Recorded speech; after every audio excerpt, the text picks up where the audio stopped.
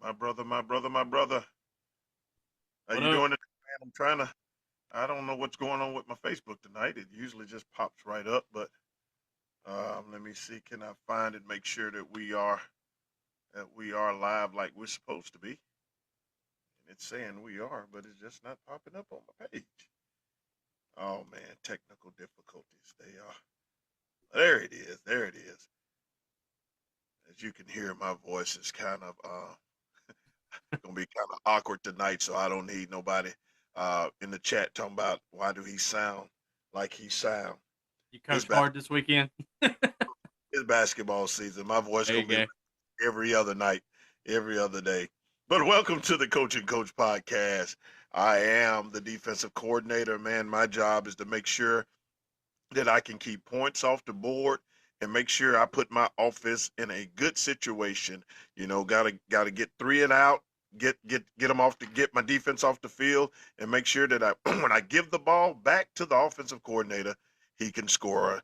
Our offensive coordinator tonight, and it's been every night, is none other than the legendary offensive coordinator, Coach Benji Hare. Man, what's going on tonight? Man, ready to do a good show. I didn't get to watch a ton of pro football today. I sat around. I'm a guy that I know in this digital age and this age of technology, we all like to have tabs open and stuff. I'm a handwritten notes kind of guy. Uh, because when I write it down, I'm gonna remember it. Oh, So we I've need I've all day been looking at college football, the conference standings from a group of six where the FPI is, schedules coming up, just trying to make sense of it all because the weekend, although it did shake some things up, it wasn't, the weekend that we created want it. chaos. Yeah, And I thought there was a couple of games. I said, man, we might get what we want. We might get the upset that we want, and everything played out like we kind of anticipated. Navy, I'll never support you again. I got caught up in the sauce. you got to get you a pit hat this week. That's what Oh you got to do. man, Get you a I pit just sweatshirt. I'm gonna be yeah. I'm a pit. Dan Marino, man, I am with you this weekend, my brother.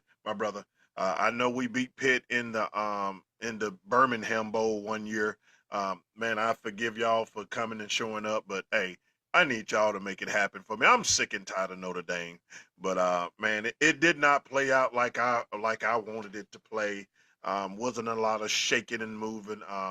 Memphis really, oh man, I was looking forward to Memphis, having an opportunity, and man, they let Tulane snatch everything from them.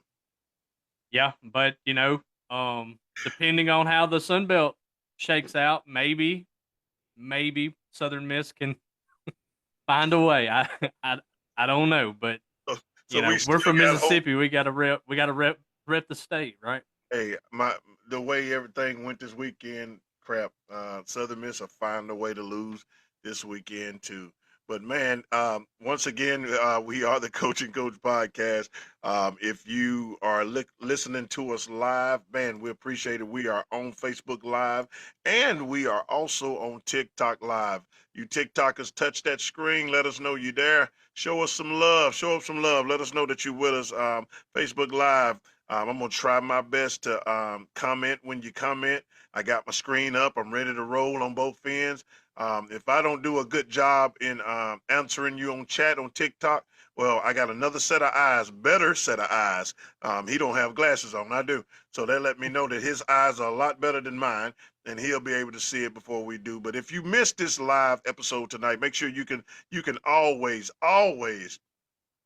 check us out on Spotify, Apple Podcasts, Amazon, iHeartRadio. I even check a lot of that stuff. Pandora. I mean, I check that stuff. We are on there, man. Google us. If you can't find the podcast that work for you, just Google Coaching Coach Podcast. It'll lead you to where you need to go, and we'll go from there. And you will not be able to miss it. Set the subscribe button. Set your alert. Make sure that you don't miss an episode. And man, let's dive into it, Coach. The governor is already speaking to us. We got to make sure to get the governor on this week. I thought this week was just too easy for him. Them first round games wasn't really no big deal. Now we did, in my eyes, had an upset, but other than that, I think the high school went according to plan. I just want to brush over some scores before we jump into the college ranks. But on last week in 1A, Biggersville did what they had to do and handled Ashland 40-0. Calhoun City, don't know how they allowed French Camp to score, but they did, and it was 50-7. West Lowndes, Coffeyville had an opportunity. If they could have mustered up some offense, Coach, Coffeyville would be in the second round right now. West Lowndes beat Coffeyville 7-0 Really? at West Lowndes. Wow. Man, I would love to see what happened in that game, but Coffeyville had themselves a shot. You had South Delta beating Ethel 28-6. Lumberton pulled out a lumberjack and whooped the slob out of Salem 60-18. LaFleur County beats Vardaman 44-8. You got Hollandale Simmons beating Noxapater 28-8.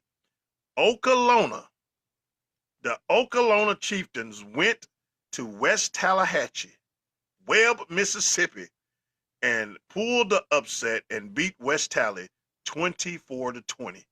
So kudos to that's the wrong one. I meant this one. Clap it up for him. Yeah. Shout out to my guys, man, in Okolona, the Lathan boys. Everybody think they twins, but they not. But those are good friends of mine. Head coach and assistant coach, man. Shout out to y'all guys. Y'all went up there, went to West Tally. You beat, and it was still warm, so you probably had to fight the biggest mosquitoes in the world too, and you got it done. So shout out to Okolona. You got Leake County beating Shaw 34-0. Nanawaya beats West Bolivar 50-28. Taylorsville dropped the 60 bomb on West Lincoln, beating them 66-0. You got Stringer over Mount Olive 36-12. Bogachita beats Richton 40-32. And H.W. Byers. Byers just haven't had a football team long, but they beat Smithville 21-20.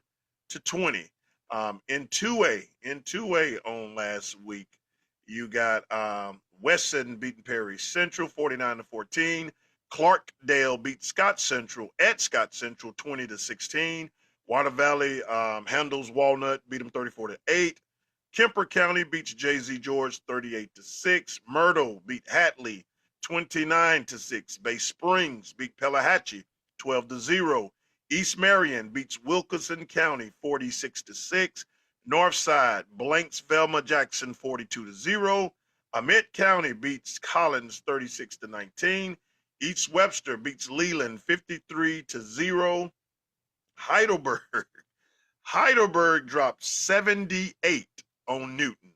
They beat Newton 78-6. I don't know who done tick Heidelberg off, but man, they are moving like a fine machine right now, and they looking to run over anybody that comes their way. You got North Forest 41-20 over Lord Star. Charleston beats Philadelphia 45-25.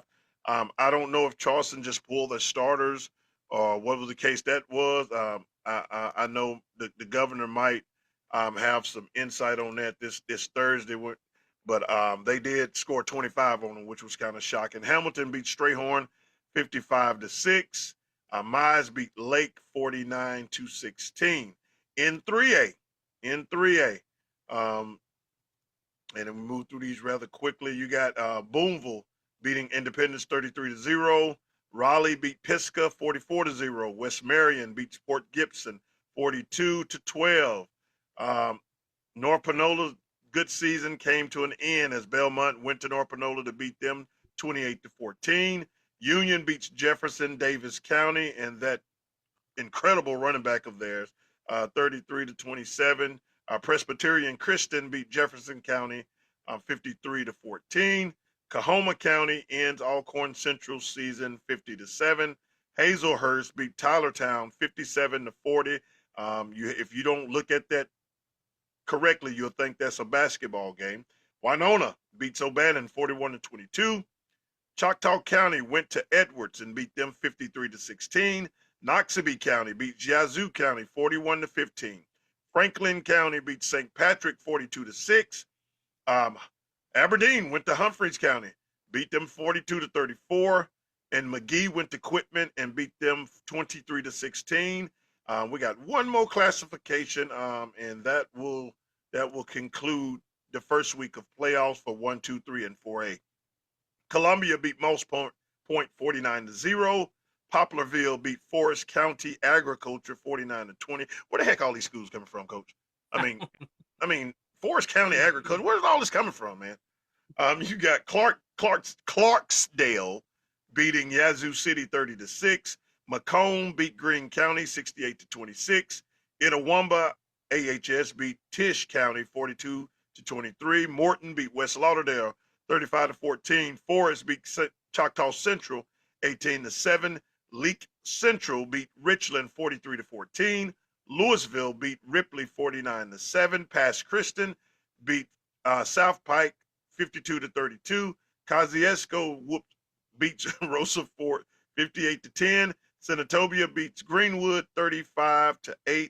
And Newton County defeats Mendenhall 41-13. And that will conclude 1, 2, 3, and 4A. I won't dive into the matchups for next week until Thursday night. We'll look at the matchups in high school. But now all 7 classes are in the playoffs. Everybody is now on their run towards Starkville, Mississippi for the state playoffs. And the biggest shocker to me was just the Okolona going to West Tallahatchie. West Tallahatchie, I thought, was a decent team this year. They had a couple of big losses, but they was to some great teams. And to see Okolona under their new coaching staff and just getting everything out, um, man, I was just shocked that they pulled it off. But kudos to them, man. I know their coaches, man, good friends of mine, and I definitely want to give them another cheer, give them another clap up. And that will conclude high school football in Mississippi. We don't have that same effect as Texas, but when it gets down to playoff time, man, it's something else. But Coach, we got to do something about all these schools, man. All these different names. We got Billy Wayne John High School and John Agriculture on the other side of Tupelo, on the west side of Jones County High School. There's just all this stuff, man. All these schools, and I guess all these schools are consolidating. And instead of coming up with a name, they just go crazy and just come up with all these names. But Coach, man, let's go to some college football. Man, college football did not go like I wanted to go, Coach.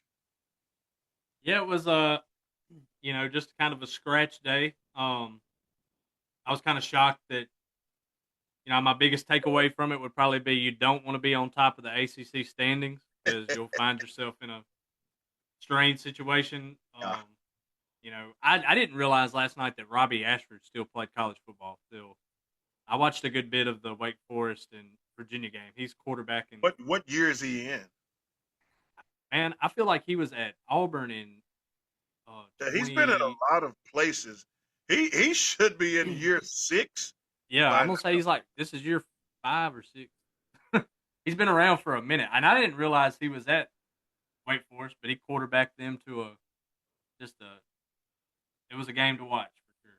Really exciting, but and then to turn around and watch. I watched a lot of ACC football last night, more than I usually would. Man, I you just must have been very bored. well, Fubo TV doesn't let me multi-view, so Oh um, man. sometimes I just get tired of changing the channel. If I find Yeah, something, I YouTube just TV got stay there. Yeah, 1 week to get this situated, and I'm out of there.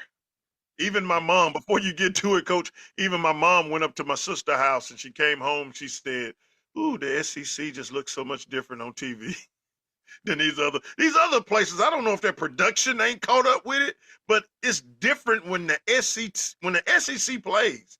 The cameras are even different, man. yeah. Well, especially with ABC getting the contract for the big, most weekends. I know it's not been like that because ABC had BYU Texas Tech at 11 a.m. But for most of the season, your big games were on ABC if you're in SEC country. And but once you get into the ESPN2, the ESPNU, and then the conference network channels, the quality definitely dives off pretty fast. Well, coach, let's dive right into it. Let's go straight into the top 25 because at this point now, I think that's where the focus needs to be, especially with everything looming for Tuesday. Me myself, I'm trying to ease up to Ole Miss Tuesday night so I can watch Ole Miss in Memphis play. So those who got my request, make sure that you go ahead and click that. If you're listening right now, anybody that's listening to us at Ole Miss right now, go ahead and go to that office and see my email and go ahead and give me that request. But at the same time, I will be listening and waiting for your breakdown show of the top 12 on that week. But let's just dive right into it. Ohio State um, went ahead and man, at one point I said, Purdue, you got it. It's 3-0. And then Ohio State scored 24 Then you unanswered. blinked.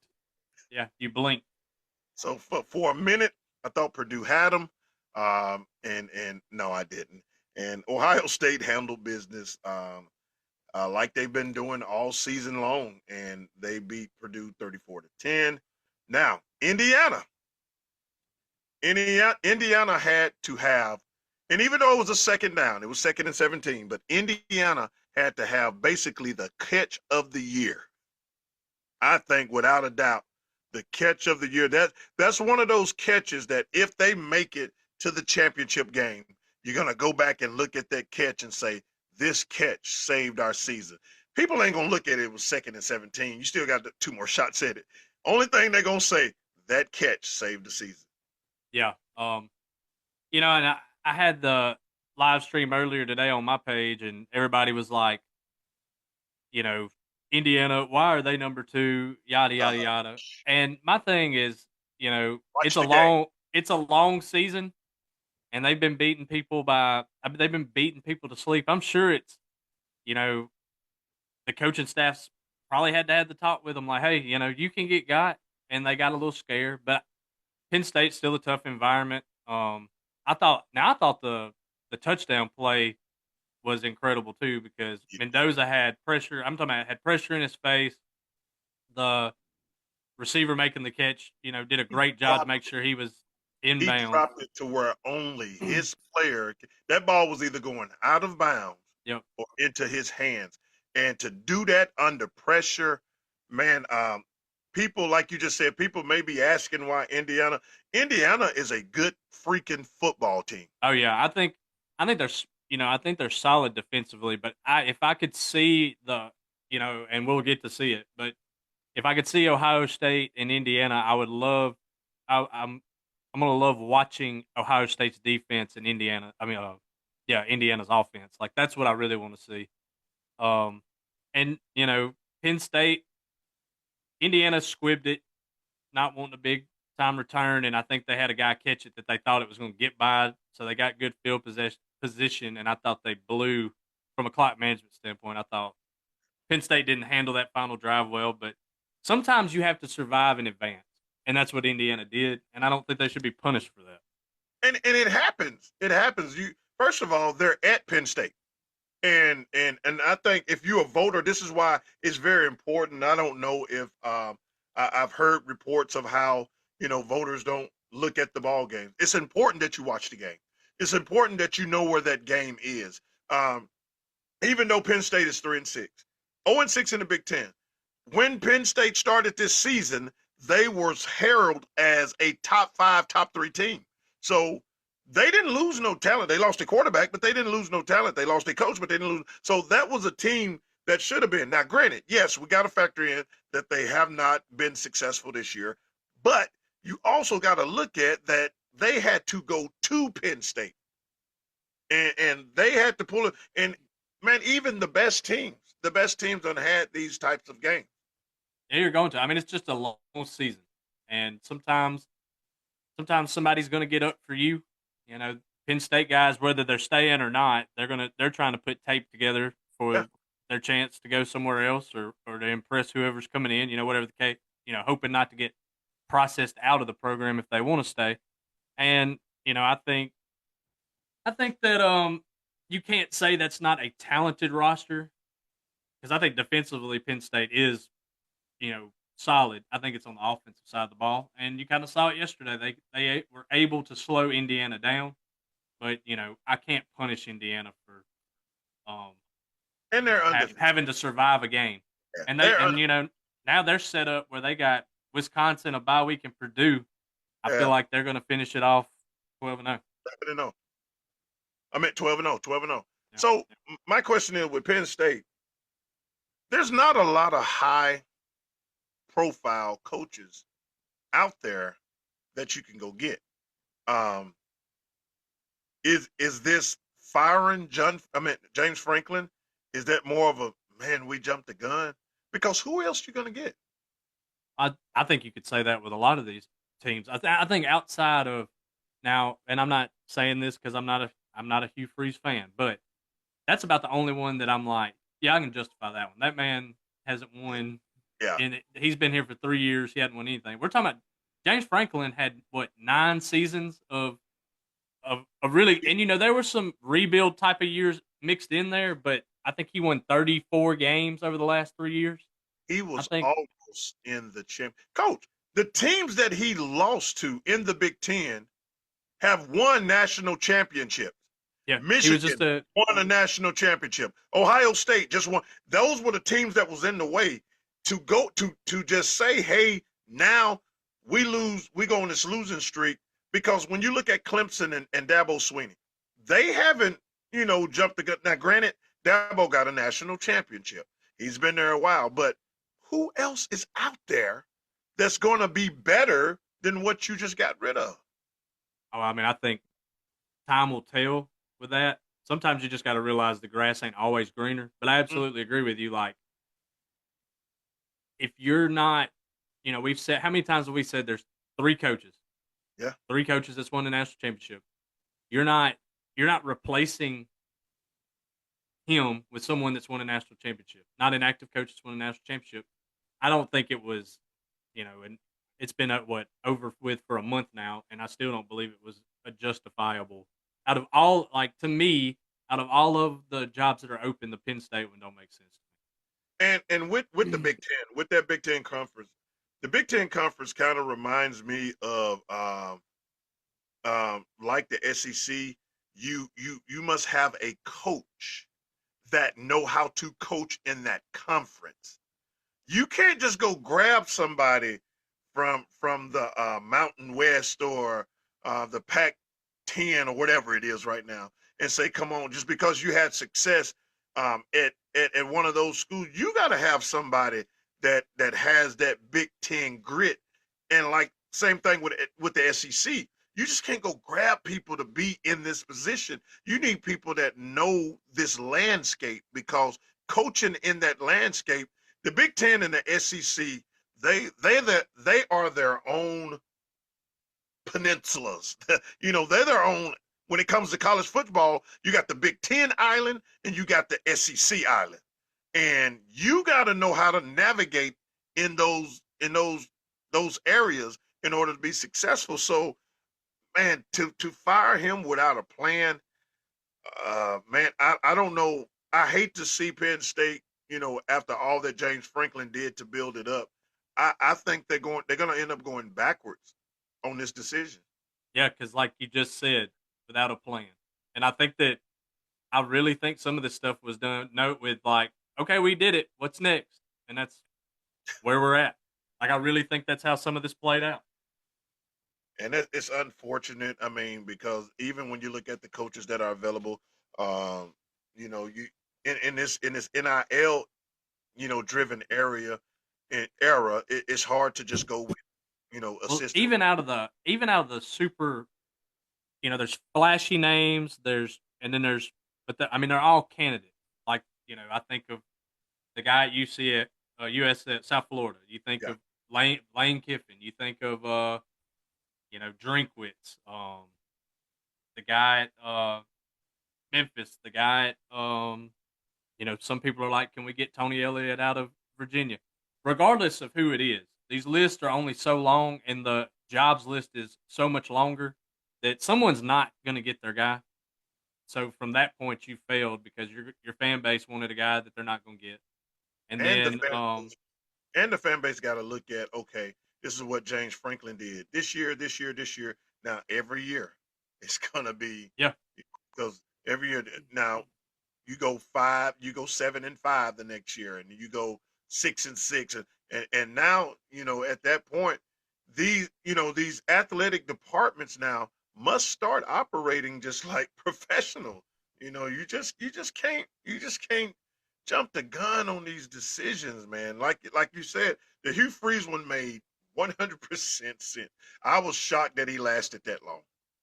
So I just, I just felt like Penn State will go backwards on this decision. yeah, I agree with you. I mean, maybe they have a plan in place that they can get. They've got an idea of somebody that they want, but I don't see how the man won 34 games or something of that stat in 3 years. I mean, the only way to be more elite than that is to get into the Ohio State air. And I mean, who else has done? I mean, you're mad that I know Michigan's beat them head to head, but you know Indiana got ran off the field by them last year, and I don't think that's the same case this year. But what I'm saying is like it's Ohio State until it's not, but it is right now, and somebody else has got to get them off there, and that's I just don't think that was justifiable enough. You know what I'm saying? It's gonna be something that I feel is gonna hunt them for a while, and unfortunately, it's gonna be a long while, because now that you got Indiana coming back, Indiana coming, and Michigan is going to reload. The traditional places, Nebraska is not going to always be like that. They're going to get better. Then you still, you got Oregon, you got all these teams now that you got to deal with, and it's just going to be hard to bounce back. But let us keep moving. You got number 3, Texas A&M defeating Missouri 38-17. Once again, this was one of those times that I wish that Missouri that you saw in the beginning would have showed up, but I guess they still in. Well, they're on like a third string quarterback now, so. Yeah, man, And they're young. and they just made me sick this weekend, because I needed some shake up, man. I needed some shake up in that top 12, and didn't nothing shake up. Um, LSU 5-4 now. LSU 2-4 in the SEC. LSU gets defeated by Alabama. Now, it wasn't a dominating showing of Alabama. Does that cause you any concern? Because it was at Alabama, and 17-6 going into the fourth quarter. It wasn't a dominating Alabama game. Matter of fact, Alabama didn't score another touch. They didn't score a touchdown in the second half. Does that alarm you? Not really. I mean, I do think LSU looked better defensively. I don't know what happened over the bye week and the firing and all that. But LSU had 2 weeks to prepare for Alabama, and I'm sure that interim staff took a huge swing at trying to to do something with that one and play spoiler, I'm not too concerned with it. I think if Alabama can figure out consistently, because you've seen spurts when they've been able to figure their run game out, they've been really really good, and they need to get back. To me, they need to get back to that because they've got a quarterback that I don't think is going to throw the opponent the football. He's going to take care of the football. They've got elite wide receivers, and young wide receivers, and there's to me when it comes down to playoff football, I think it's all about playing defense, offense, and how you can run the football with your offensive line. I do think Alabama has one of the better offensive lines in that top 5 to 17. So I think they're fine. They just got to it's kind of the same way I look at it with Indiana. Some weeks you just have to survive. So when you look at Alabama, obviously it's not the same Saban, that aura over, whenever they come to a place. It, they, I feel that they are beatable. They are beatable. I don't see that same, fist, both fists down. This is Alabama. Bama. That those crazy fans like Roman Moore and those crazy fans that think Alabama is God's gift to football and all of that stuff. I just don't feel that same. Or I expected, I expected, a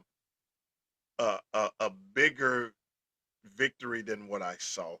Yes, LSU defense is still, a solid defense. It's just their offense is horrible right now. Their quarterback is horrible.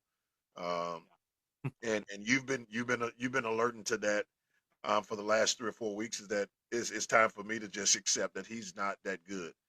And No, but no. even in that case, I thought Alabama would have given, would have gave a better offensive showing.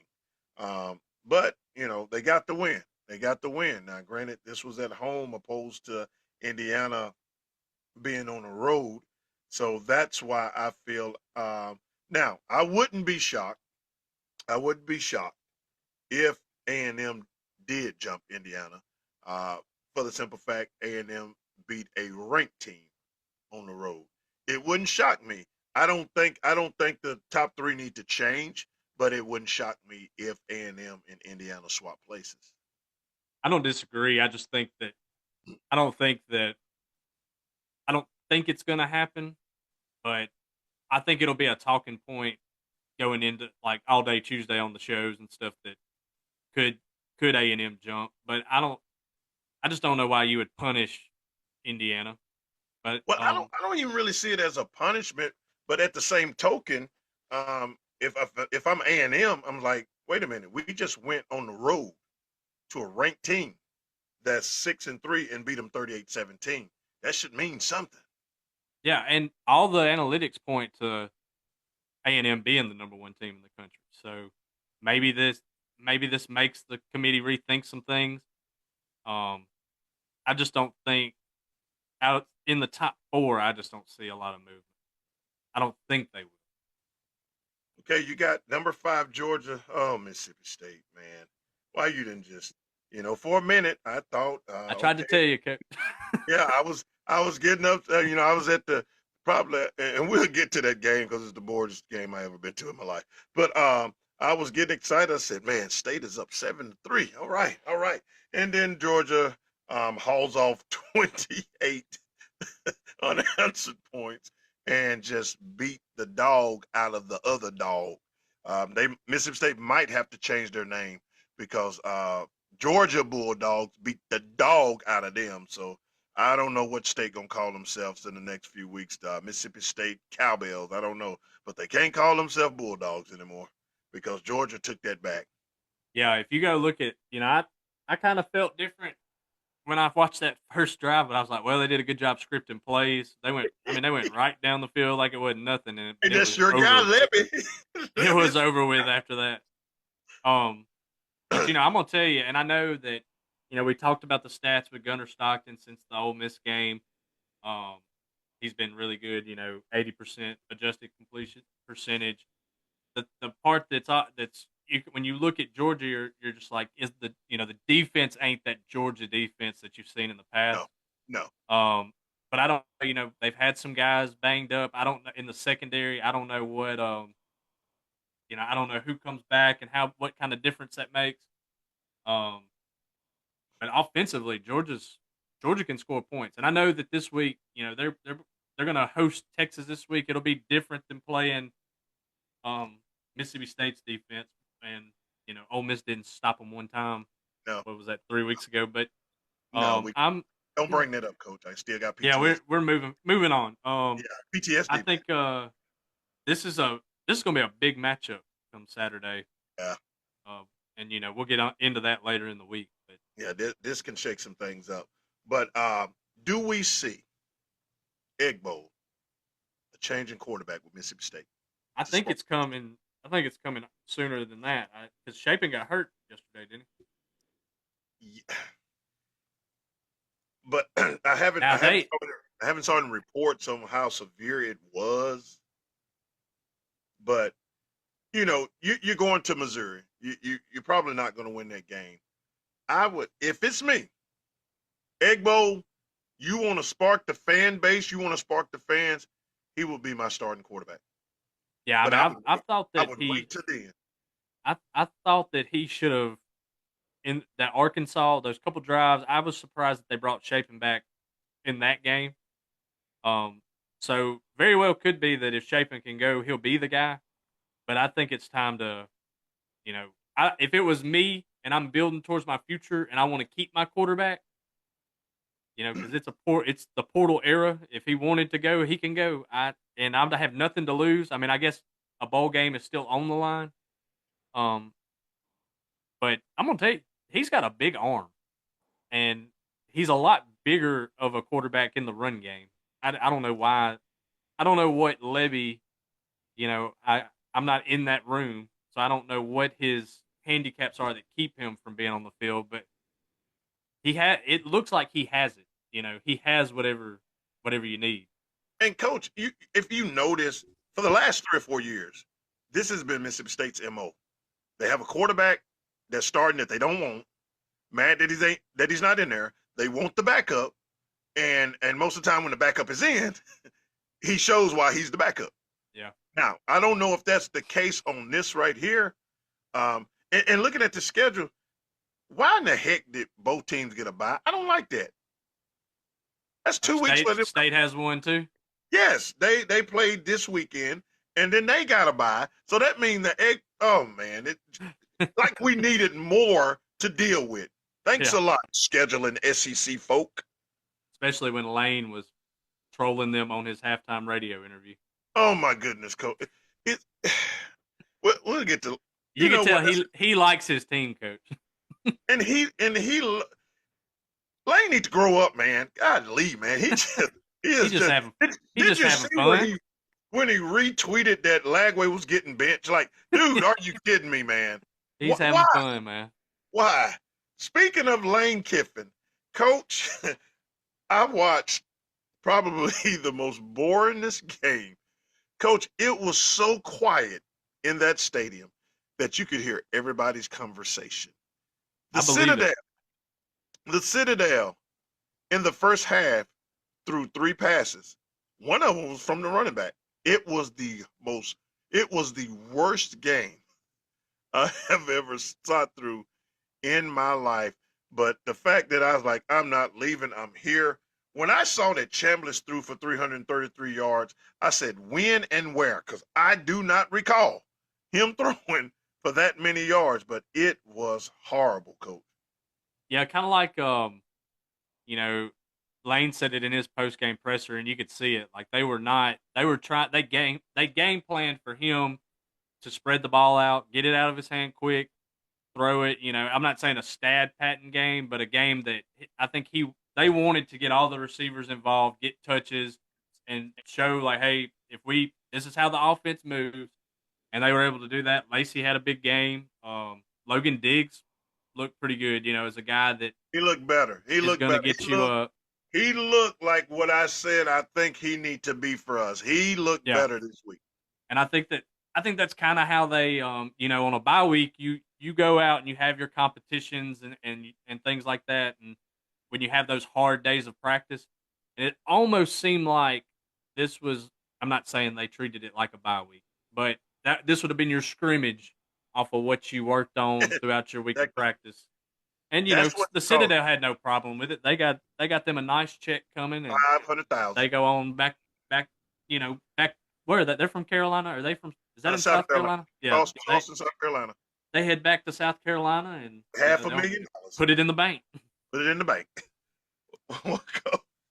Man, but I tell you, man, it was oh, it was painful to watch. It was painful to watch, and I saw some people complaining.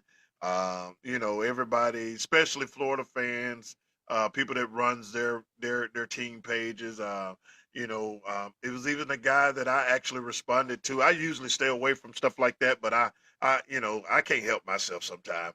And he was like, "This is why Lane want to leave. It had to be. This is why Lane want to leave." Blah blah blah. And then somebody brought up, it's a shame that Ole Miss played a Citadel. And man, I said, well, I guess it's gonna be a shame that Alabama plays Samford. I guess it's gonna be a shame that well, not Samford, Northern Illinois, A&M plays Stanford. I said, hey, it ain't our fault that we don't have 3 or 4 cupcake teams in SEC like other conferences have.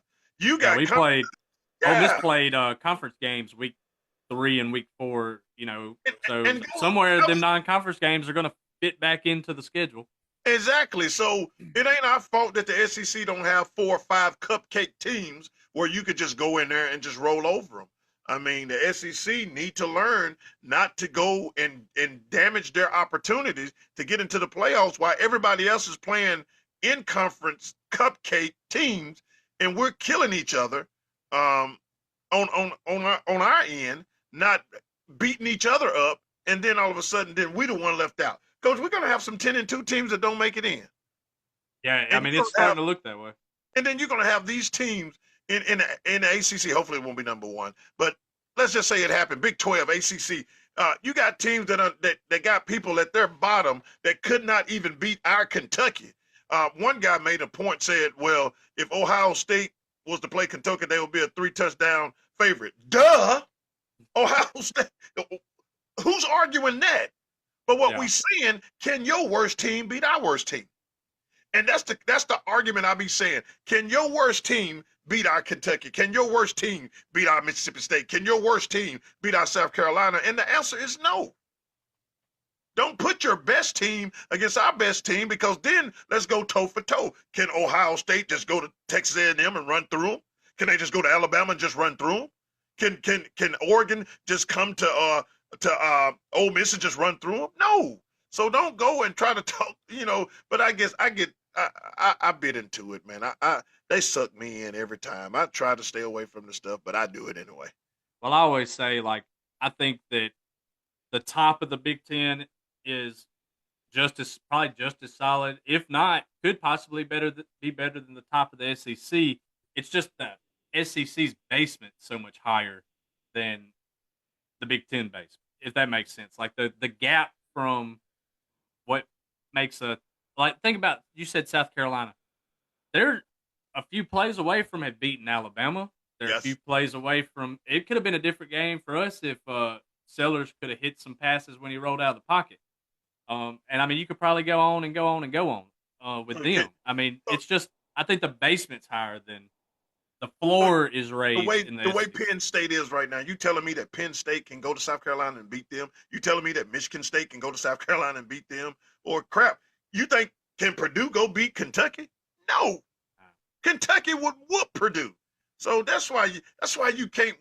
I think people make the mistake that they always try to compare a conference's best team versus another conference's worst team. Right.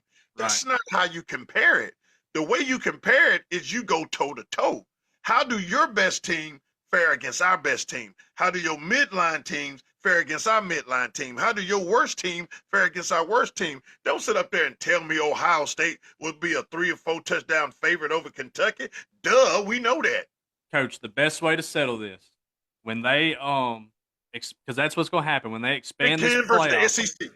Do a Big Ten SEC challenge Let's go. Let's go. early. Do it Let's early go. in the year, or I mean, really do it whenever. But if you Let's go. do a Big Ten SEC challenge, nobody's penalized for playing those games, especially when it expands to 16. Your Saint strength can of get off schedule your is going foot. to be, Let's go. and I think one as a fan, I would just I'd be on the couch watching it all day long. Let's go. 1 versus 1, 2 versus 2, 3 versus 3. Let's shut this stuff up. Let's go. Neutral site. Neutral site. I don't know, man. It'd be pretty cool if, say, somebody came to Ole Miss. Like, don't do it on neutral site. Like, that'd be a cool home game It'd be potentially too for Ole hot. Miss. Look, they'll punk out. It's There you hot. go. Humidity. Oh my gosh, it's too hot in here. Nobody want to hear all that. I It's think hot. It's hot in the south. if I was the TV networks, though, I would be, I'd be behind closed doors, being like, this is something that Because we do it in we basketball. all fuss about. Yeah, we all fuss about these dog games at September. Like, hey, if you want to fix it and you want revenue off of it, because everybody in America is watching it, go ahead and do it. It'd be a great, week Would you one say would week be. 1 or week 2? Why not kick it off week one and just make Week it? 1, let's go. Just do Let's it. go. Let's go. Week 1, let's go. Crap, that's something we need. That's something we need to look at, because we're gonna get that game. We're gonna set it up. We're gonna set up the brackets.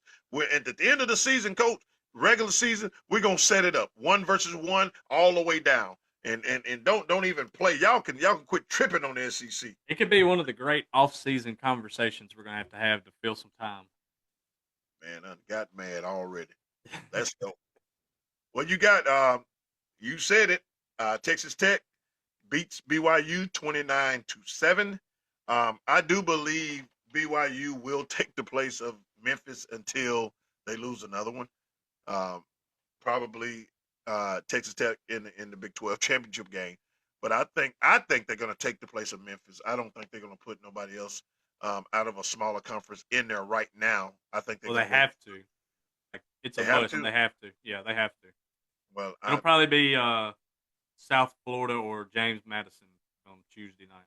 Yeah, that's two of the dumbest things that you could do. That's why we got problems now, and we got to quit putting those teams. You know, the NCAA basketball tried to solve that problem by saying, you know what, we do not want to see Kansas versus Mississippi Valley. So Valley, we're gonna let you go play Sam Houston on a Tuesday night, and the winner of that, you get to go get beat by Kansas. But we're not finna go, because that is such a, and I think that's what, not to that extreme, but it's going to be similar to that when you're looking up there and you seeing Valley getting beat by 75. You know, just because, well, we got to get somebody in. Why? They're supposed to be the 12 best teams in college football. Yeah, and BYU has TCU, Cincinnati, and Central Florida left, and I think they're going to finish it 11-1. And then they lose the championship. And then I think they'll lose again to Texas Tech. And I don't, they say they don't punish you for losing your conference championship game, but I don't know how you would put BYU in there when they have lost. The only other team from your conference that's going to be in it, and you lost twice to them, and it's probably not even close in either one of the games. Because I think, other than, I know, Texas Tech lost to Arizona State when they had their backup quarterback in. Their quarterback was out due to injury. But outside of that, Texas Tech has blown this conference out. Double-digit wins outside of that one game. And I think it's a one-bid league. I know everybody talks about Utah, but Utah lost to both BYU and Texas Tech. I think the only way Utah's got a chance is if somebody gets Texas Tech or BYU continues to lose, and I just don't see that happening. Texas Tech, come on home. Come on home. Just go ahead and call Birmingham right now. Come on home. The SEC is where you belong. You got number 9, Oregon, escaping number 20, Iowa. That game, now the governor said they just didn't play well. I think Iowa had a lot to do with how they played. But Oregon, once again, they were on the road, and they pulled off a big win at a ranked team, and you really can't look at the margin of victory on that, because yes, I'm with you. Iowa should have won that game, but you can't really look at the margin of victory for the simple fact that Hey, that was a big game on the road in the Big Ten, and Oregon went to Iowa and won the ball game. You know, well, first of all, if that wasn't the most college football November atmosphere, pouring down rain, cold, Yeah, like I just sat there watching it, like just need a bowl of chili or something. Like that looks like football. But you know the difference in the game early in that game, Iowa snapped a ball over the punter's head for a safety and lost by 2. yep. But you know, shout out to Iowa. I watched like their defense, man, in coverage. Like they rolled cover 3 one time, and you know their backers are like rerouting the receivers into the numbers so that a corner can play. Like they tried to run 4 verts, and they just reroute the number 2 guy in so that the corner is playing 2 verticals at one time and catch a pick. I think they played defense really well. Like it was a fun game to watch if you like defense. And but at the same time, you know, Oregon puts a drive together late to come down and kick a field goal. I thought it was a really good football game. And hey, do what you got to do. Uh, Number 10 Notre Dame beats Navy. Beats them. Navy is 7-2, but I feel like their record should be flipped. If you're not gonna do if you're 10 points, coach, 10 points. You gave up 49. Oh my gosh, man! Like Yeah, it what? wasn't the greatest day. I kind of checked out on. That's what I told people in my live stream earlier was I was going to do a better job of watching Notre Dame because once I saw Notre Dame jump up, I never turned it back on because I just I don't have any hatred towards Notre Dame or anything. I do, I it's do. not my they're just not my cup of tea.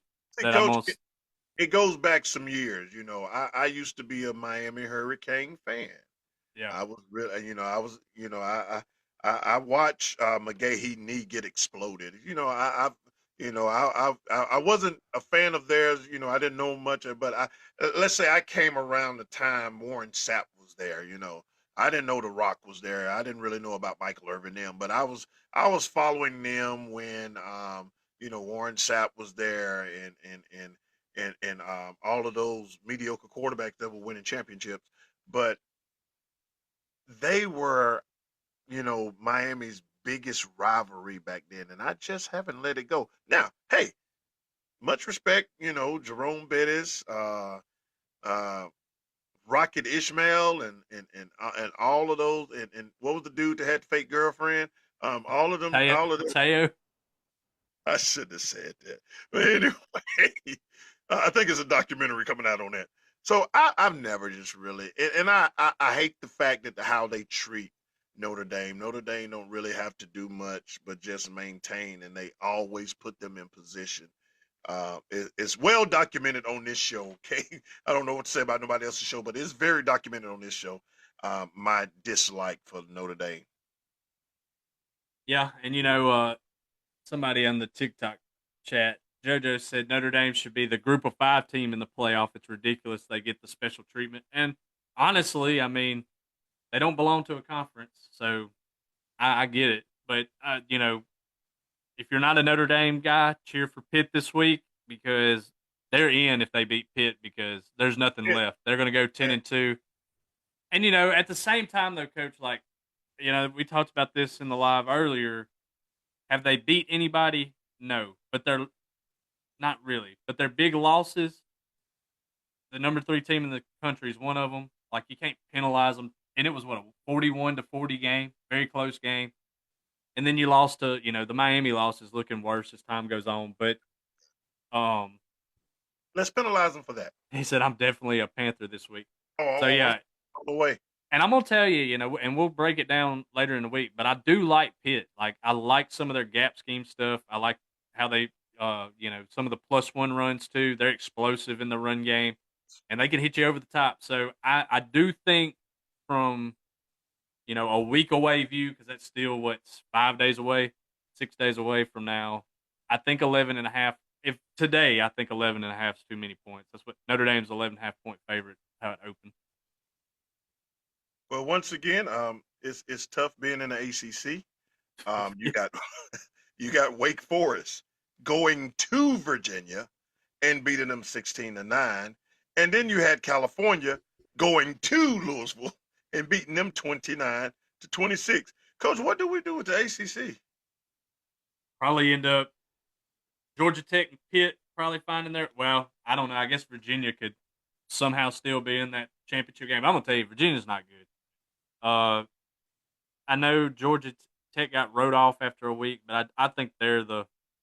I think it's theirs to lose. Well, the ACC is starting to. Uh, It's a one bid conference for yeah, sure. that acronym is. I can think of some things, but they are going through some changes right now. They are going through, and that conference is only like you said the other week. That conference is only getting one in. They're only getting one in.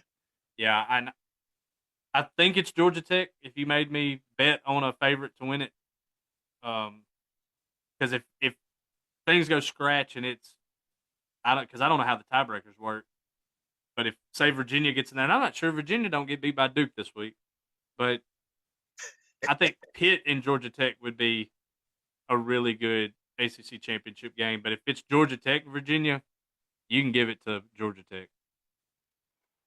Well, Coach Vandy had to pull one off in overtime. They beat Auburn 38-45, and we said Auburn was going to come out with some motivation. They was going to play better than what they've been playing, and they pushed Vandy to the brink. But I think Vandy unproven that they know how to win those type of games. Should have got the win last week, but they learning. And Pavia 377 yards passing. He just willing his team, um, and they win 45-38 to keep them at least in the conversation. And they're gonna have to win out to stay in the conversation. But an 8-2, um, please look. We'll have to look up this week. Um, 8-2 Vanderbilt. When has that ever happened? Oh yeah, we'll have to look. That'll be the trivia for the week. I'm guessing it's going to go back to the 50s or something. Probably. I know it ain't happened in my lifetime, No, but they've got a path. I mean, I know Kentucky's looked better the last few weeks. Um, and then you got Tennessee, and you go to Tennessee. I mean, you've and got I to think win. they can beat Tennessee. And my thing is, it come with Vandy when we get to talking about the 10-2 resumes. Where's does their stack up? Because their big wins would be um, Missouri and shoot, you're at the I mean, you know, South South Carolina, Carolina. Missouri, See, probably. this, see, South Carolina and LSU because of the way they're playing. 1930 was the last time Yeah, Colton wins the trivia. 1930 was the last time Vandy went 8-2. 1930. Man, They were out there fighting. They were coach, I playing don't think it was football. a lot of us playing out there, brother. I just want to put that out they there. were they were I don't running think away. a lot of us were playing out there, man. Um, but yeah, so Coach, looking at the 1930. schedule because of where LSU is at right now in South Carolina, that's what's going to hurt them Yeah, is that yeah. they don't have a quality win, a And they big. missed their opportunity because Yes, Texas was what, a 3 point game. yes. Alabama was a 4 point game, and Well, they eventually lost to Alabama 30-14. I was well, okay. Well, I thought And one, wasn't there? It was late in the fourth quarter though. That was yeah, still they a had. pretty close game. Um, yeah, looking at, I'm pulling up the I'm box thinking of score. Alabama, Missouri. That's what I'm thinking about. It was 14-14 at halftime. It was 20-14 at the end of, and they didn't score in the second half. They just didn't score in the second half, and that was their. So it was But 20-14.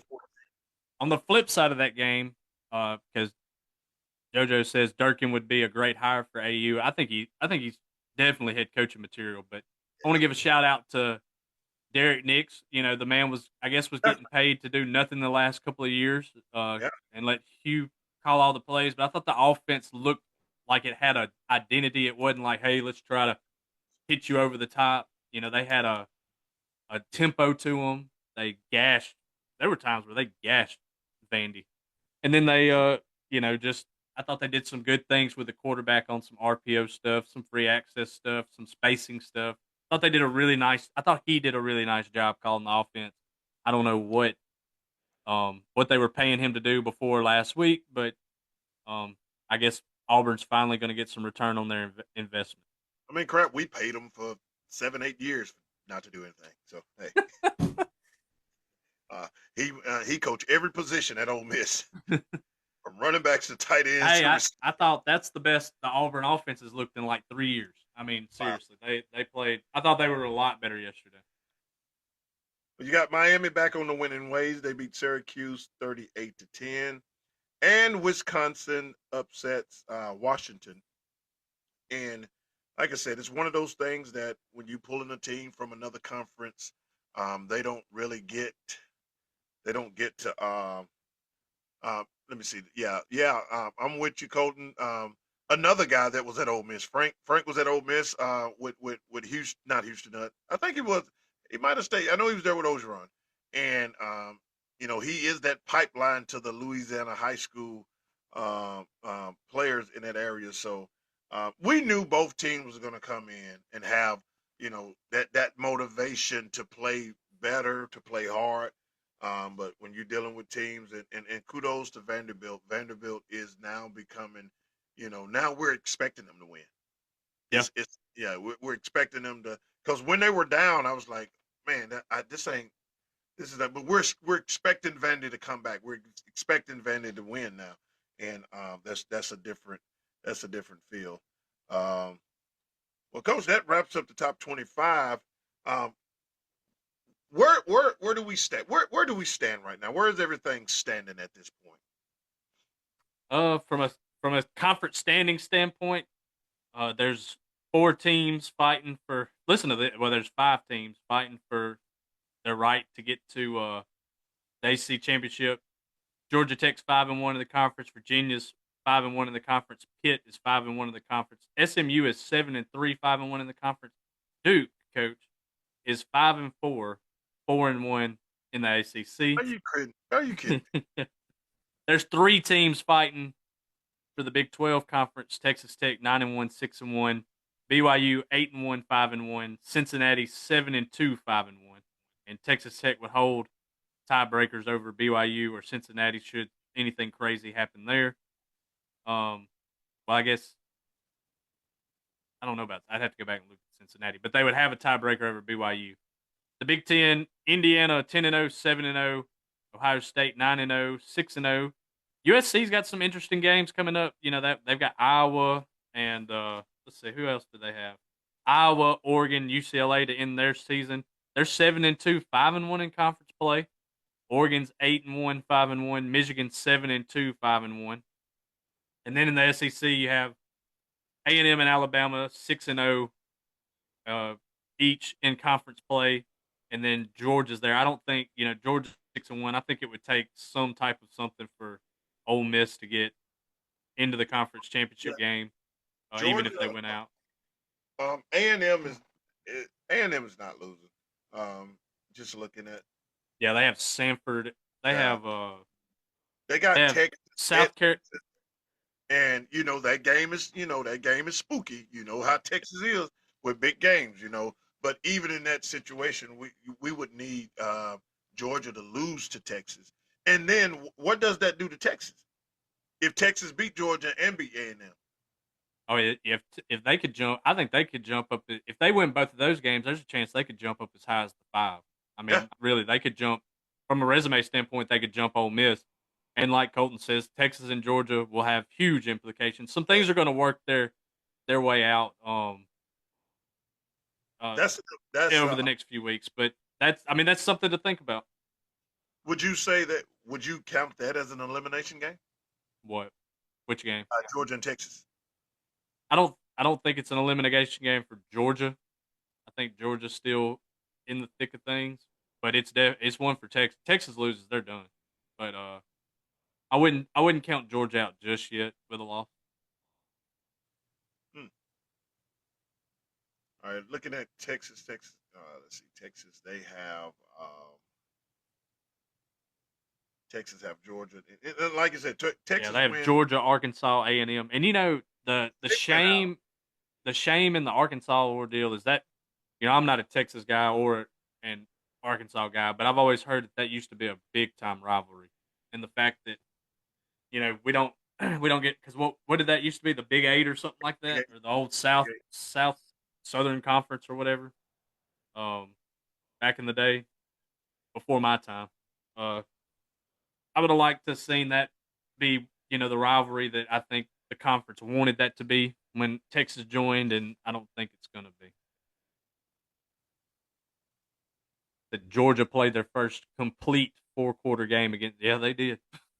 they, they absolutely did. They've. they're I'm starting gonna to tell you, since they took hit the their first stride at the snap right of that time. Ole Miss game, they've looked really good.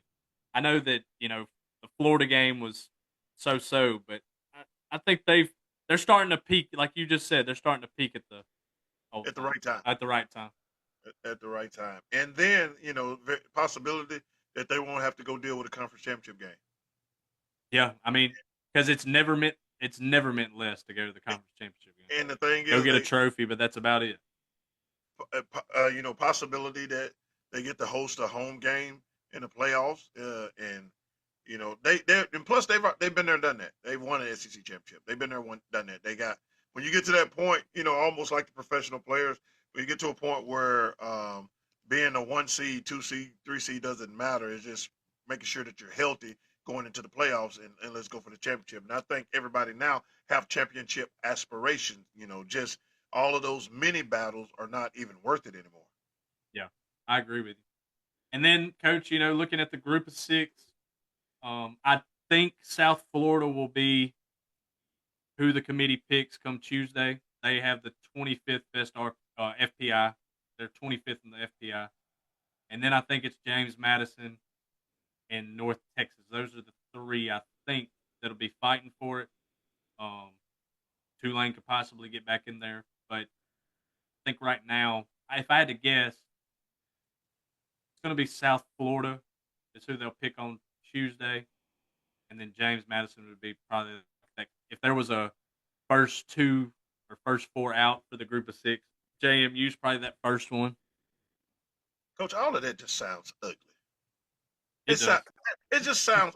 It's like coach is like you finna go to prom,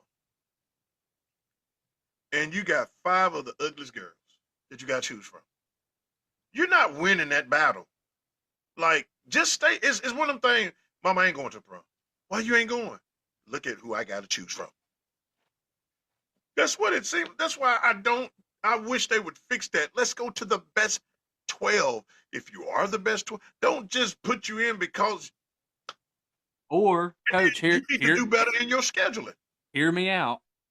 Let's just have a 12 team group of six tournament that goes like say uh that first I think that first weekend of the college football playoffs is on a So Thursday and but out Friday. of that, So on Saturday and Sunday, let's have a group of six tournament going alongside with. So let's have a group of six champion, and let's have a Power Four champion. That's my take on it. It's more football that we get to watch. It gives teams like think about the Sun Belt Conference. It has James Madison, East Carolina, uh, Coastal Carolina second in that division, and then Southern Miss leads the Western Division of the Sun Belt. Think about San Diego State out west, Boise State. We could have a whole separate tournament just for those guys. I would watch it. I would rather them just tournament each other to get in. But let me answer that on JoJo. He said, "Would you rather have a bye week in the playoffs or a first round home game?" Um, I've always been with college football. Time off is not good. Time off is not good because college players are used to a routine, and most of the time when you get to bowl games, you get to school is out. School is out. One of the things that we used to run into was fall break, Labor Day. Like it's a different feel, and it takes you off of your routine. And I feel the longer that you're off, the more flat that you get. And I would much rather have the first round bye and still playing football than to have. I mean, not the bye. Excuse me. I would rather have the home game and still playing football than to have that first round bye. Now we're trying to simulate. I don't care. You can't simulate too hard because you don't want to try to hurt. You don't want to get nobody hurt. So you really can't really do a real simulation and it just takes you out of you already out of your routine because there's no more school. And whatever you did to roll into that thing, now you're looking at 2, 3, 4 weeks off. God forbid you got a player that's winning some awards. Now they own the player of the year circuit, going around doing interviews and this and that and the other. And I just feel like it just takes you out of your your normality, and then you having to find a way to turn it on, and opposed to a team that just played the week prior. They been hit. They got their juices back flowing. So I would much rather have the home game than to have the bye. The calendar's too long anyway, because there's what 3 weeks in between the Yeah, conference championship and then too the long. actual, or it might just be 2 weeks. But I think you should roll playoffs right after them conference championships anyway. I mean, it's just a long break. I would rather go ahead and play, And and maybe they and holding on to then that you for got to think expansion. about it too. They're getting all this. Not only are they getting the breaks where they're off and stuff, but they're constantly tampered with too. Like, hey, you getting in the portal? You getting in the portal? You getting in the portal? Can we get you in the portal? What's it going to take to get you in the portal? Um, I think you want to be on your campus, continuing to roll how you have been the entire year. I think time off doesn't help you.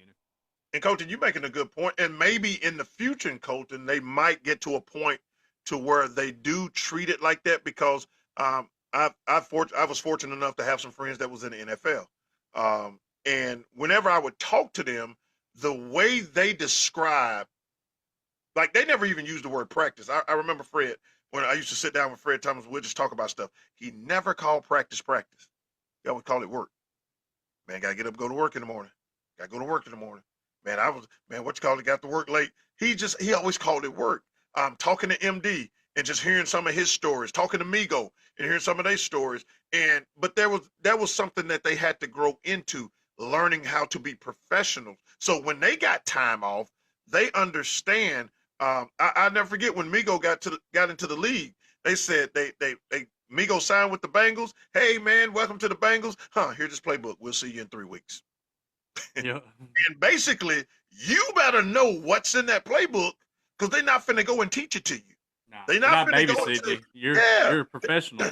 Hey, you're a professional. They expect you to do what you're supposed to do. And so what happens is when you're dealing with professionals, now you're still dealing with college, even though they're paid like professionals, mentally they're still not professionals.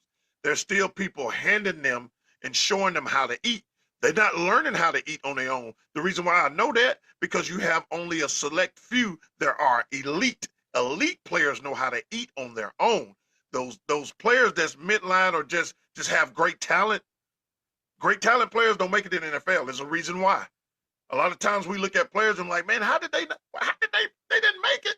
Man, that was a great running back, great wide receiver. Well, it's because they didn't have the professionalism. They had great talent.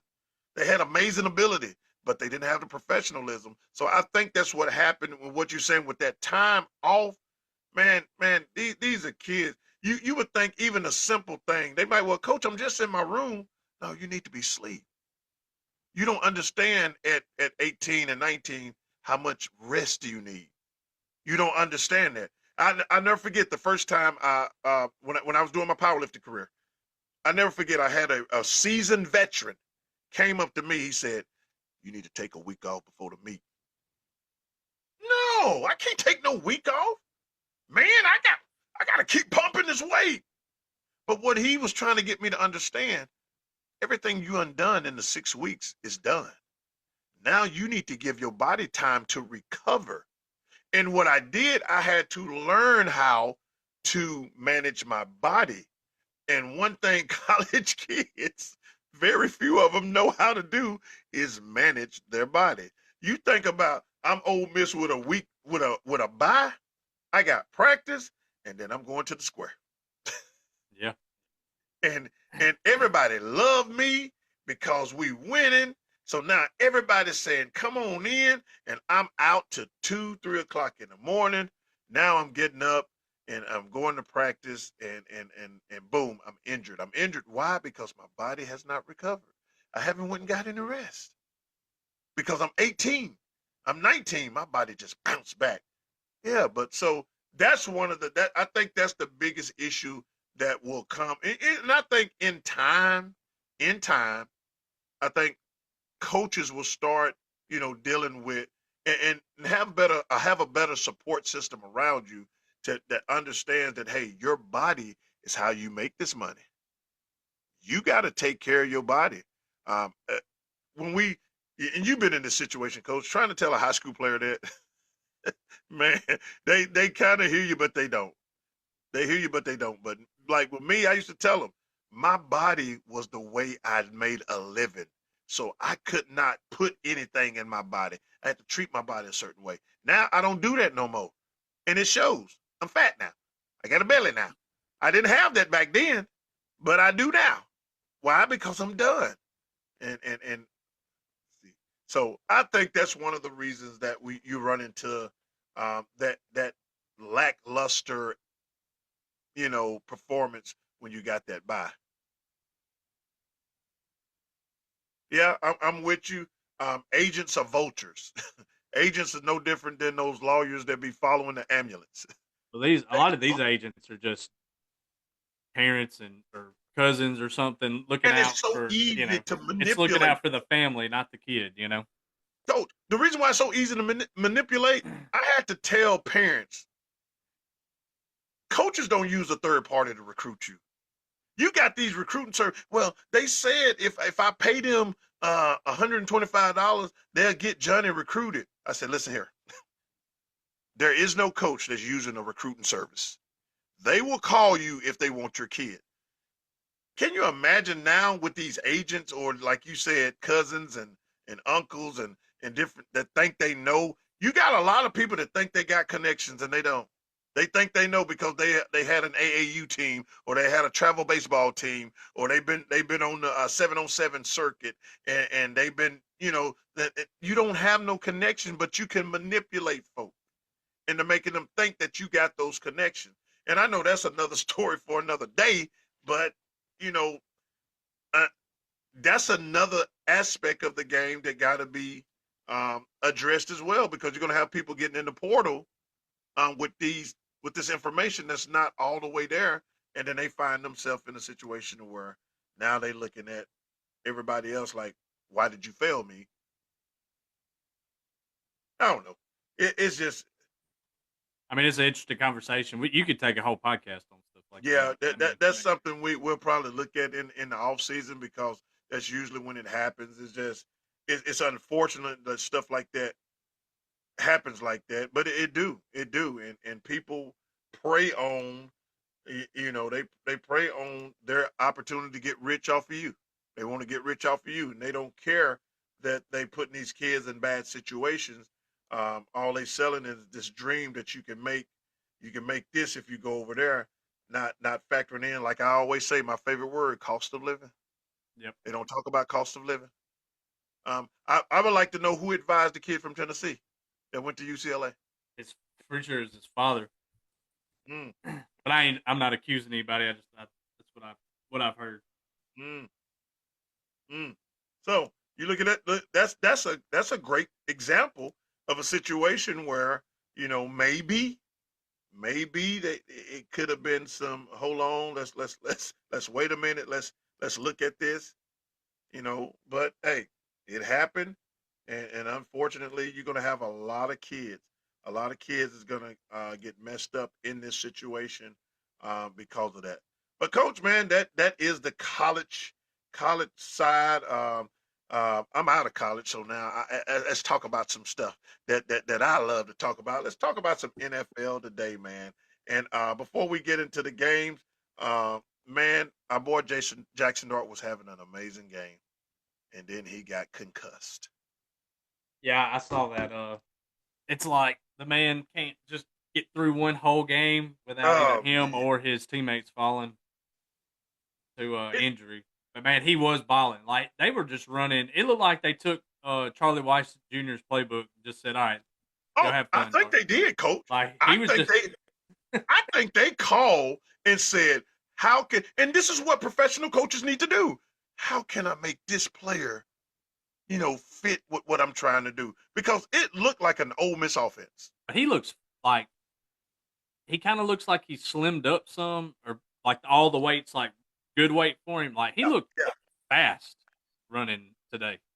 And man, I'm telling you, in his passes, he's Yeah, be, he's become a better passer. yeah, I agree. And it's just unfortunately he got to get to the point to where he is protecting himself. You don't want to continue to take too many licks because, like I said, this is not this is not Kentucky or this is not the Citadel. You dealing with some grown men that feel like if I hit you hard enough and get you out this game, then that's gonna look good on Do me. you And think that? Do you think that changes though if Neighbors is healthy and then they go get him extra pieces offensively, like that he doesn't have to be an extension of the offense in the running game, or doesn't have to? Which I know he's gonna. He probably has to do some of it. That's part of it, but he doesn't. You don't have to rely on it so much, and then maybe becomes a. I I'm think not saying a game manager, but he's that plays here a to whole part protect because himself. you lost Scannable, you lost Neighbors, you lost a lot of offensive weapons, and I think they wouldn't have to use them in that way. You seeing what he's able to do. Um, at some point, they'll start to expand his playbook. But right now, who you throwing to? Slayton. Now he have a decent tight end. Yeah, Uh, I like uh, his tight end. Yeah. yeah, he's a decent tight end, and I think the Giants have to go with him being a mobile quarterback.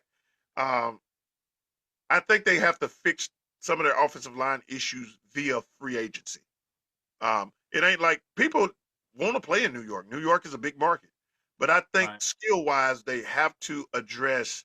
Um, they got to get Neighbors a Robin. They got to get him. It got to be a number two somewhere.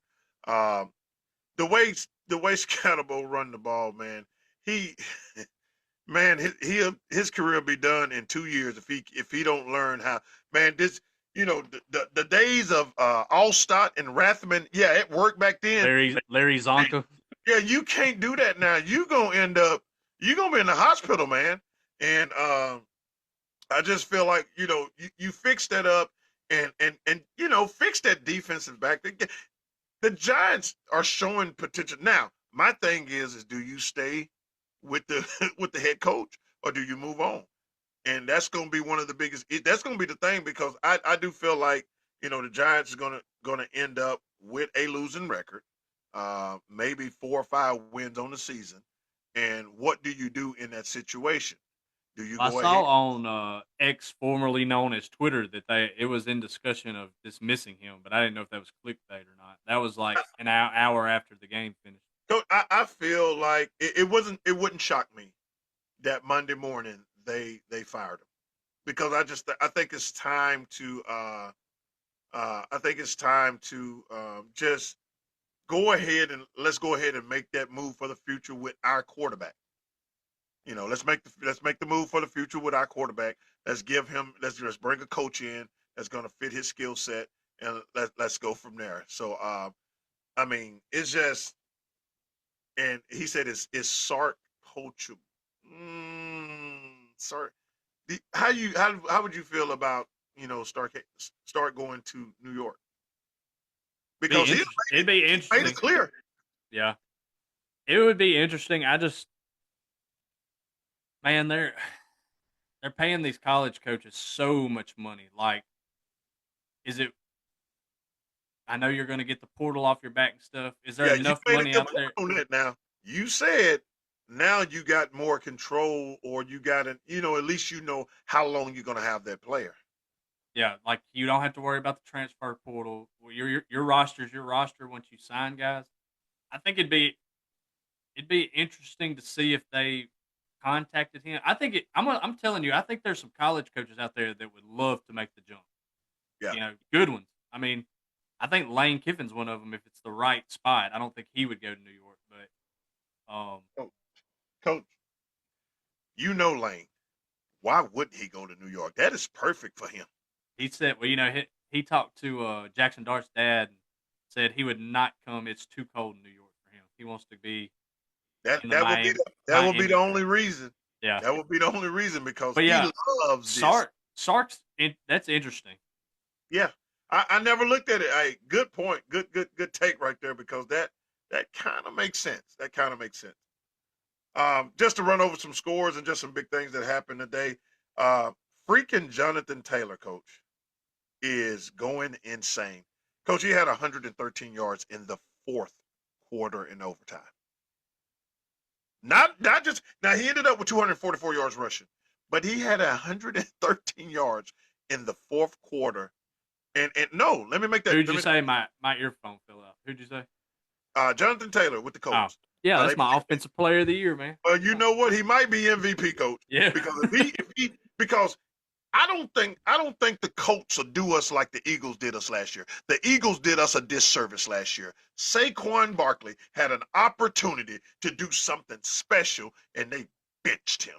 Talking about, well, we're just trying to make man. You wasn't gonna get hurt. You should have went and got that record.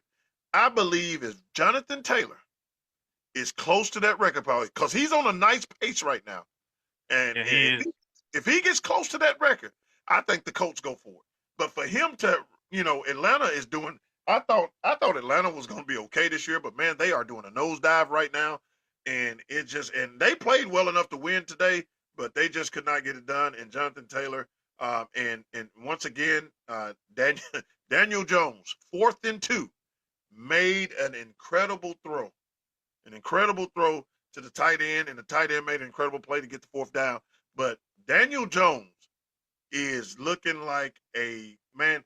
He's looking like nothing I never expected because I never expected anything from Daniel Jones. Didn't like the pick when they picked him. Didn't like him in college. And for him to do what he's doing now, I'm still looking at the fact that I had Daniel Jones on my fantasy team the game that he broke out for a touchdown and he tripped over his own feet and didn't get to the end zone. I've been hating him ever since then because if he'd have got that would have boosted my points up. And I was dumb enough to play him at quarterback, and he tripped and fell. You clumsy joker.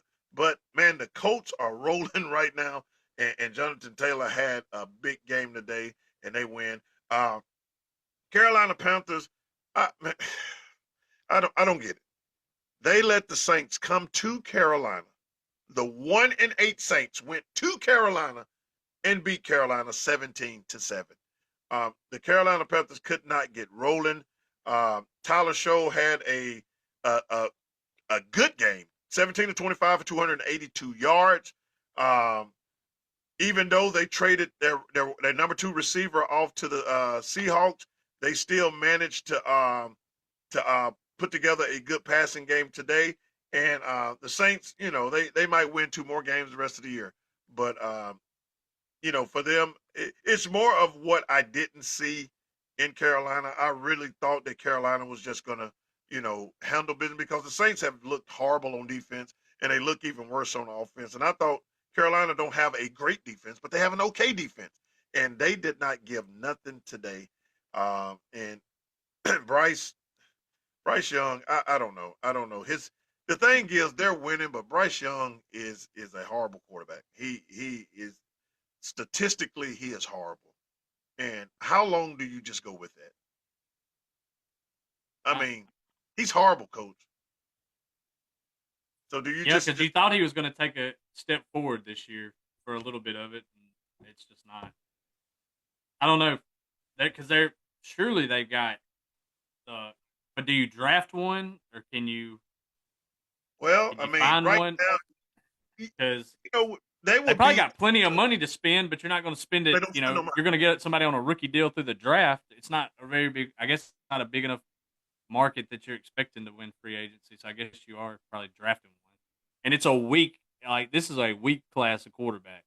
You're Yeah. probably eating it if you're thinking it's through the Yeah, draft.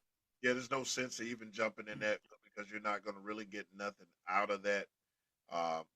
They just I don't know. Carolina is just I don't know. I don't know. It's an ugly place to be at, and it's just right. Jacksonville, they blew an opportunity to take a bigger lead in the AFC South.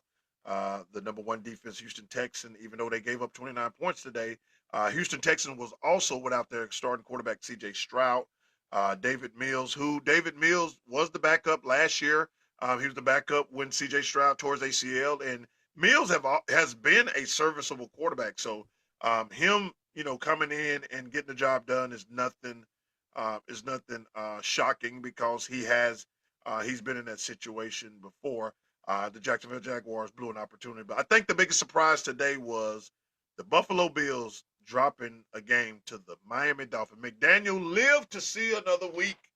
He lived to see another week as the Miami Dolphins defeat the Buffalo Bills 30-13. Coach, I watched a little bit of that game and I was just shocked of how Tua was looking like Steve Young at some point.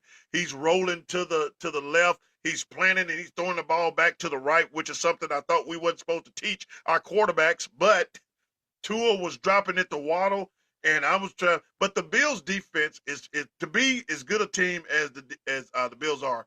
They have a terrible defense. Their defensive backfield is one of the worst in the NFL. So it didn't shock me. It just shocked me that Tua was able to make the throws today, and they really didn't get no pressure on them, and they dominated the whole game, and um, because of that, the New England Patriots have now moved in to a comfortable. I ain't gonna say comfortable lead, but the New England Patriots are looking like a team right now. My Baltimore Ravens coach, we went to Minnesota and we won. We won. There Saw were that. still some things that I looked at. Oh man, that's whew. Coach. We are 4-5, and hopefully, you got the Chargers playing They're the playing Chargers tonight. playing and right now the Chargers are up 12-3 on Pittsburgh. So hey, maybe we about to get rolling now. Maybe we didn't trade nobody during the trade deadline, even though I want to get rid of everybody. But we went to Minnesota and beat Minnesota 27-19. Um, Lamar Jackson didn't do nothing spectacular, but hey, a win is a win, and the Ravens won, and that's all I need to. Uh, the Jets beat the Cleveland Browns 27-20. Um, Coach, probably one of the ugliest games that you can watch, but I had texted you earlier. Is there's nothing Dylan Gabriel going to do that they're going to ever be happy No. with, and he threw for 2 touchdowns today, but yet another game where he fails to get to 200 yards passing. I was gonna say, what was his average completion It yard per was completion? he ended up with trying to pull up the full stat line for him. It was nothing. It was a typical Dylan Gabriel game where he was just basically dumping it off, and getting to where maybe they'll get to him. I'm pulling up his stat line right now. Let's see. Gabriel, he had 100. He was 17 of 32 for 100, and once again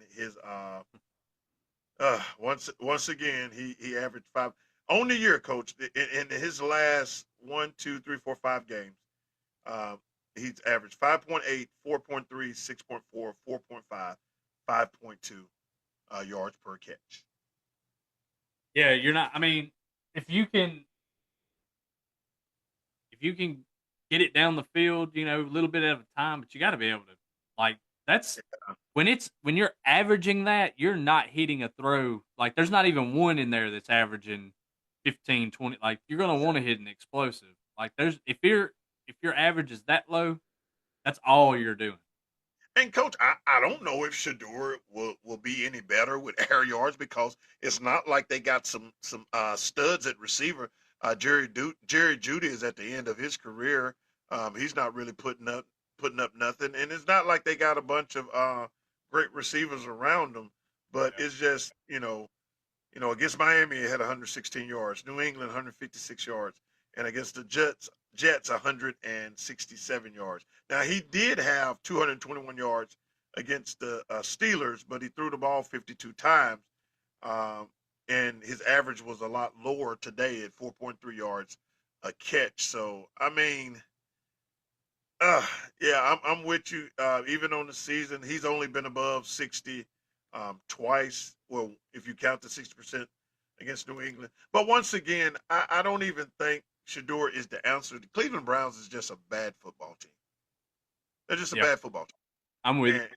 and it really don't matter who's the quarterback is. If Shador should be doing anything, he ought to be saying, "Lord, thank you for not having me out there that I may look bad in front of everybody because I will be scrutinized for how bad I'm playing because the Browns are just a bad football team." The New England Patriots went to Tampa Bay, the Brady Bowl, both for Brady's ex team, and they beat the Tampa Bay Buccaneers 28-23. Um, Coach you Vrabel know, was out there doing his thing, oh man. man, oh man. But you know what? That's the Patriot way. He still embodies that Patriot way, and and there's a couple of rookies that I forgot to mention on Thursday night, but Emike Gabuku, I think I got that right. Wide receiver at Tampa Bay, he's been having he won't get enough he won't get enough targets and catches to even unless he had like a season that uh, old guy had at Minnesota. Jefferson had at Minnesota, but he is having a solid year. And with Mike Evans out for the season, and I don't think Godwin is coming back this season. It really don't make sense for him to come back because he's he's not really giving them much. So, and then the running back at New England, Travion Henderson. He had a big game today. He had 147 yards rushing on 14 carries. And the Patriots is just looking like a fine oil machine right now. Now, coach, in the late games, it was blowout central in the late games. Every winning team dropped 40, and the losing teams were in the 20s. So Mm, you had Seattle beating Arizona 44-22. You had the Los Angeles Rams, who are 7-2 now, defeating the 49ers 42-26. Granted, the 49ers still don't have all of their skill players back. Um, and maybe they're a few weeks away from that. Uh, and then you had the Detroit Lions defeating the Washington Commanders 44-22. Just blowout central in the late game. I don't know. I don't recall. It's been a minute, or I don't even recall when all of the late games were blowouts of this nature. So the late games were boring games. The Washington Commanders. It was reported that Jaden Daniels don't need surgery. Even though I don't know, have you saw the picture yet? But it was funky. I Uh, saw it, it. yeah, it's something that I'm not going to look at again. But for him not to have surgery, and that there was no major damage done, that they was able to just reset his arm is, and they're talking about him, maybe coming back in a couple of weeks. So, Really? man, yeah, it was mentioned that he, maybe because if I'm not mistaken, I don't know if they put him on the IR yet. Gotcha. And They I checked that. Somebody in the chat can check that for me. I don't think he was put on the IR yet. And even if he was, that's only 4 weeks. and they got blasted by the Lions. That's Yeah, right? they got destroyed. So it's just the NFC East is horrible this year. It is the Eagles and everybody else. Yeah, the Rams are looking like they looking like championship Rams right now. And to be honest with you, that is the team that if I'm in the NFC, that's the team I'm afraid of, the Los Angeles Rams. Yeah. You definitely don't want them to get that number one seed. If they mess around and get that number one seed, and you have to go to SoFi, you're gonna be so frustrated, and you're gonna be going home so foolish. So you don't want to go there. But that wraps up the NFL for the week. I do want to mention some NBA games that's going on tomorrow night. That it's getting the NBA is starting to ramp up just a little bit. I'm trying to get to Memphis on November the 20th. I don't even know where they're playing. I don't know who they're playing, but I just want to go. I saw some courtside seats for some reason for a reasonable price. So There you Memphis, go. keep on losing, man, so I can sit courtside for a cheaper price than I would have to pay in any other situation. You got the Los Angeles Lakers still without LeBron, and there's a big debate, man. And I'll touch on that on Thursday night. On people is saying LeBron should come off the bench, or maybe the Lakers are just looking they moving better without him. Man, that it's just people hate LeBron so much. They hate him so much, coach, that they just gotta they come up with some of the craziest things. But the Lakers are going to Charlotte tomorrow. You got the Washington Wizards. I'm going to Detroit. Detroit will be on a back-to-back on tomorrow. You got the Portland Trailblazers going to Orlando. Orlando will be on a back-to-back. Orlando lost to my Boston Celtics today. You got the Cleveland Cavaliers traveling to Miami. You got the San Antonio Spurs and the traveling to Chicago. You got the Milwaukee Hey, Bucks. did Chicago beat Milwaukee the other night? Um, I Are should they know this off the 7-1 top or of 6-2? I should know this off the top of my head. Don't know why I don't. Um, I know they lost to Cleveland last night. They lost to Cleveland 122 to 128, and they're 6-3 right now. Hey, we're still above 500. Let's go. Yeah, but they're not doing very well on the road. They got to fix that. No, they lost to the Bucks 127. But every game they are competitive, and that's been one of the things They've that's not that's been for a exciting to see. long time. Yeah. Well, no, well, not the Bucks game. They weren't competitive. They were 126 to 110. But they're gonna have to fix their road woes because they're not doing very well on the road. Uh, but it's good to see, man. Giddy and Vooch and I like what they got, and I think they're still missing some pieces. They need to get Well, they got to get a my shooter. my problem is I have no reason to be a Bulls fan other than I followed Derrick Rose when he was at Memphis, and then um he ends up in Chicago. So I like Chicago. Had no reason to keep liking him after he left, but here I am.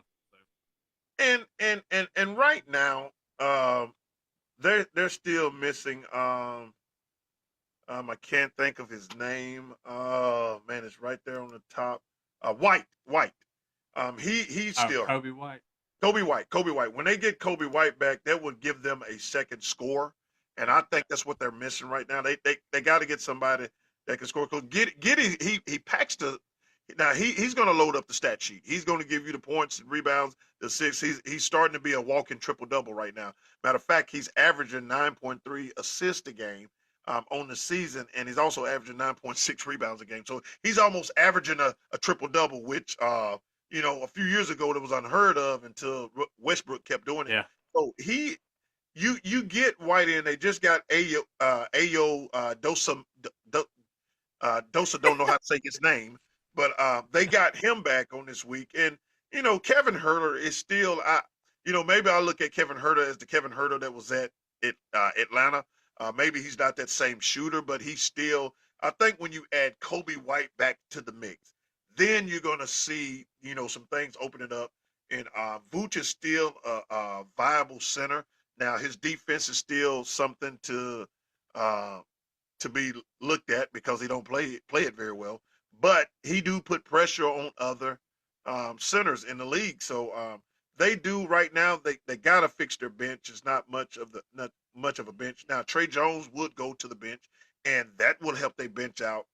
And they still have Patrick Williams on the team. And when Patrick Williams was a starter, he was legit. I think they signed a Coro from Cleveland last year.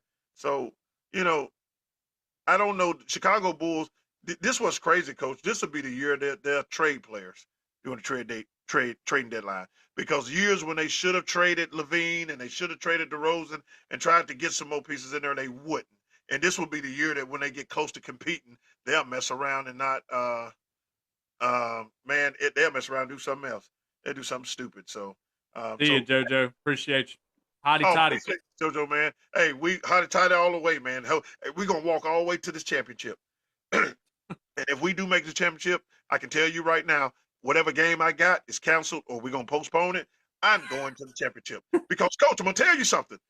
In this era, every bowl game that I have went to of Ole Miss, Motor City Bowl, the Birmingham Bowl, the Peach Bowl, every bowl that I have went to, Ole Miss is undefeated. So Oh, yeah, you gotta go, I Coach. You're gotta gonna go. tell I gotta go. tell the kids it's gonna be a slim Christmas. You're on the road the whole way Uh, to the play. Coach, it's gonna be a slim Christmas anyway because I'm still waiting on my house to be done, man. And there's some stuff we gotta get in the house. Uh, It's some stuff we gotta buy, so it's gonna be a slim Christmas anyway. But hey, if you want Ole Miss to win, I gotta be at the game. I gotta be at the game. Jojo, we don't go live on YouTube, but what we do, we will put our replay on YouTube as our fan base grow, as our fan base grow. I hopefully one day we get on this thing and that number, instead of being 2 digits, is triple digits, or even better, is quadruple digits, and then we can say, hey guys, this space, we got to move it to YouTube. Y'all come on with us. So help us out, man. Let the people know that, man. Hey, we're doing the best we can, man. Not only on this show, but make sure you follow Coach Benji college football show.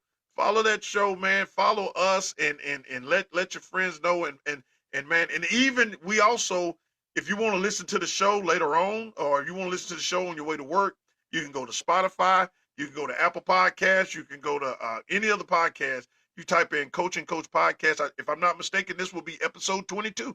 This will be episode 22. So yes, we're trying to build our brand, and we just love talking, man. But before we wrap it up, Coach, I was just thinking of this. I was thinking about this. It's amazing how we started this show. Standing on the sideline at a football game. It was no, but Coach, it started way before then. It was at an Ole Miss game that I'm looking at the game, and I called you and said, "Coach, go on live with me." I was sitting there. I was sitting there watching the end of the Ole Miss Arkansas game, and you was like, "Will you get on live?" And I was like, "Man, I've always wanted to do this. Let's go. We're gonna pull a huge number. No, no notification. We're just going." And then what happened is, in the stadium, man, the service is so bad because it's so. I mean, you got 80,000 people. Well, really, if you count the workers, you got almost 100,000 people in there. So I called you and I said, man, let's do this tomorrow. And it's amazing how it started from that and how things unbranched off. And now we're starting to integrate.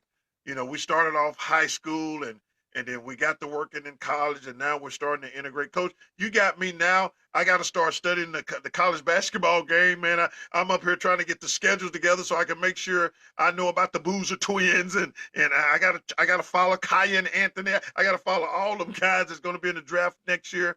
And then not only that, it's just, man, we just having fun just talking about it, man. And just not only that, man, I try not to be biased.